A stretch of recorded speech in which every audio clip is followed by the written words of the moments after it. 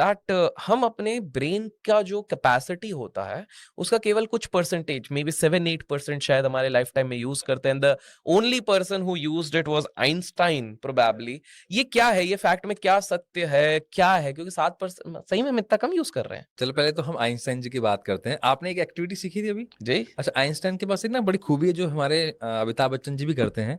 एम्बीडेक्चर है वो लोग। एम्बीडेक्चर मतलब राइट हैंड से कुछ और लिखते हैं, लेफ्ट हैंड से कुछ और लिखते हैं और एक ही बार में अलग अलग हाथों से अलग अलग लिख लेते हैं। या I have seen in the documentary हाँ। आल्सो, इस तरह से देखा आपने है। क्या किया? अभी 5 बनाया तो आपने अलग किया, 1 बनाया तो अलग किया, उसी का ही एक प्रारूप किया आपने, उसी का तो एक रिप्रेजेंटेशन दिया आपको, तो आपने भी तो एम्बीडेक्चर वाली की।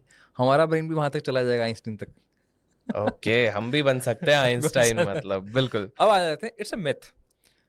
ब्रेन जब भी यूज होता है, जैसे लेफ्ट ब्रेन और राइट ब्रेन की भी बात हो रही है, ऐसा नहीं कि एक बार में लेफ्ट ब्रेन काम हो रहा है। मेरे को आपने इस स्टूडियो में आपने इनवाइट किया, आपने इस स्टूडियो का एड्रेस तो एक ही है ना, तो ब्रेन तो एक ही है।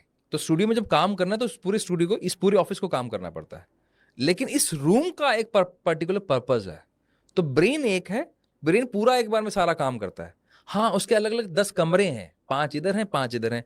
एक कमरे का काम है बोलने का, एक कमरे का काम है सुनने का, एक कमरे का काम है हाथ हिलाने का, एक कमरे का काम है सोचने का, और एक कमरे का काम है उस पर एक्शन लेने का। तो हर कमरे का अपना अपना काम है।